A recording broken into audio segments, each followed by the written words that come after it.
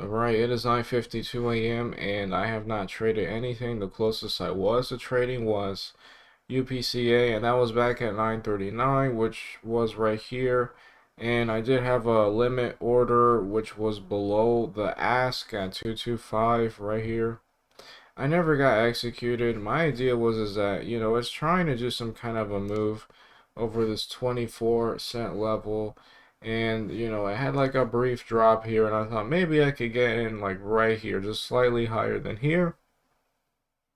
And then it kind of comes back to the level it's at previously, which would be super ideal because it's a very illiquid stock. It could do something like that and maybe try to uptrend later.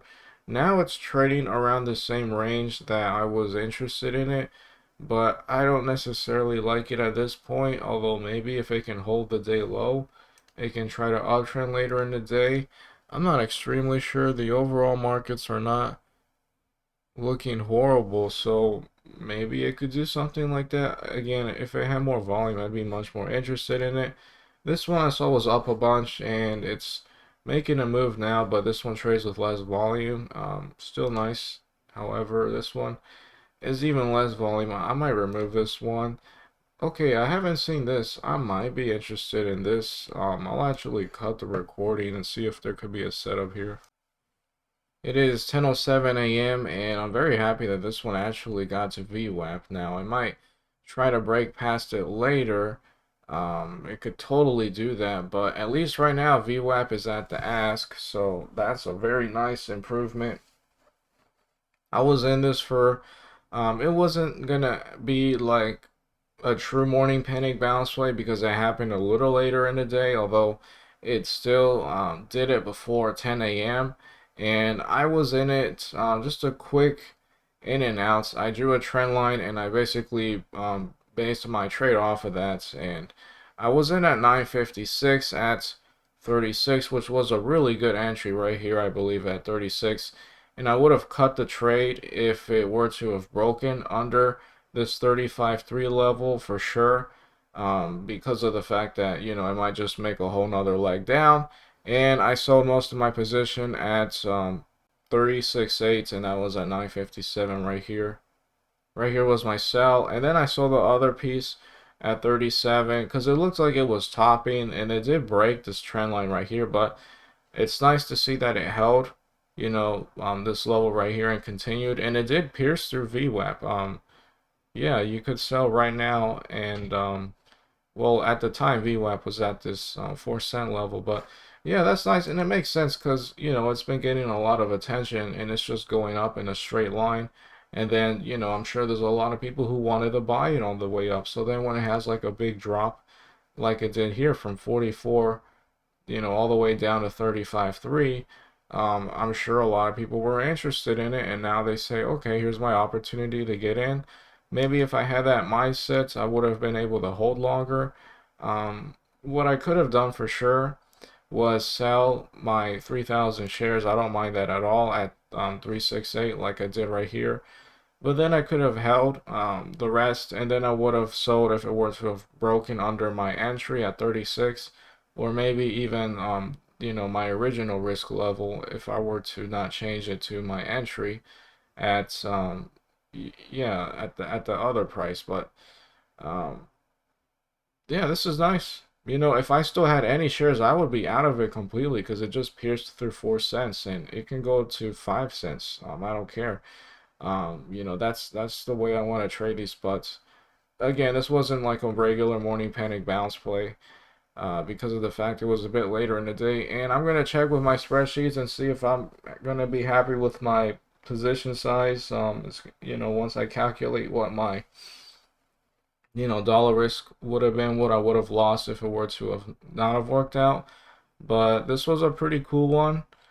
I honestly wasn't gonna think I was gonna trade anything, and maybe I might consider the higher low setup or a double bottom, a lower low. I'll have to watch this, but I will definitely trade smaller because that's not as ideal as this initial drop right here. And I guess I can go over the other ones now. Nothing really with HMBL. It's down a little bit. If I were to have taken that 100 shares, The other day I'd be down just a little because it was such a small size, and it makes sense that it's not really working that nicely because it has a, absolutely dead daily charts. And nothing here with this one. No interest in this one, although maybe it might try to hold 85 and try to make a move towards the upside later. But the fact that it was only up one green day, I mean, it could still do it. I just would have liked it if it was uptrending for more than just a day, because then it would give it more reason for it to maybe drop, hold this level, and then try to make a move towards the upside, which would be very nice. I did miss TGGI. I could have taken a buy here at 177, but it was just a bit too sketchy for me. It's just not something I'm that good at least compared to buying dips, morning panics, and stuff like that. But this one offered a nice move. It went all the way to 18.7, and then it kind of sold off. Still an interesting one. This one can qualify, I believe, for a morning panic bounce play now. Not the best because it never had like 3 green days in a row like a classic uptrending stock, but it's up significantly, at least enough for me to consider it if it has something nice. And TGGI is known to have like these really nice panics, not necessarily in the morning, but just in general. So yeah, I'll keep looking at INTK, but yeah, I might consider again a higher low, lower low. Maybe I'll make like a cup and handle, right? But I'll be more speculative. Alright, it is 7:23 p.m. and I'm here to call it off. Overall, I made $4.23 trading INTK, and yeah, looking at my spreadsheet, I should have been double my position. I was just a bit iffy. Kind of scared about it because of the fact that it was trading with a little bit of a spread, but honestly, with my entry at 36 and me cutting it at 35, if it were to have broken this day low level, I would have lost only $5, and this was something that could have been a $10 risk reward trade, so I would have traded double and I would have made twice as much, but that was clearly not the case here, and I need to really work on sizing up on my positions, sticking to my dollar risk levels. I've been under trading, and I know that's going to be a bad thing if I take a full position sized loss, because then it just feels like salt on the wound, because you trade small in all your winning trades, and then the one that didn't work out you were full size. So I gotta break that, and I have to make all of them consistent, and because I tend to trade setups that work more often than not, and I've learned a whole bunch. It should be a recipe for success, so I gotta work on that.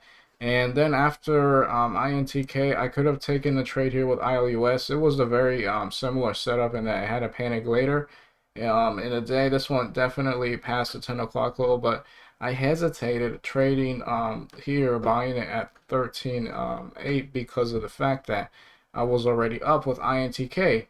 The same issue with not being sized appropriately with INTK. I didn't want to then be full sized here, right? And then what happens is that it breaks the level, it fails, and then I lose money, and then maybe I might even be red on the day. And because of that, if I didn't trade anything, I would have been in this setup. And this one worked out nicely too. It even held a range, and then it did a follow-up breakout past VWAP, which was cool. Should have traded ILUS, and I should have traded INTK full sized, or at least a $10 risk level. I don't mind doing a $10 risk level and not a 20 or a 30. Just because of the fact that it was a bit later in the day. That's really about it. As for the other stocks, there was nothing else that I really liked. Not as nice as INTK and ILUS was. Although TGZI was kind of nice here. I don't mind missing this one again because of the fact it's an uptrending setup. But yeah, I need to definitely do that. That's gonna be my goal next week. God willing, I need to be sized in appropriately and just have more confidence. I feel like I'm getting more confidence, but I need to keep doing better. I still have a long way to go, and yep, that's all I have for today.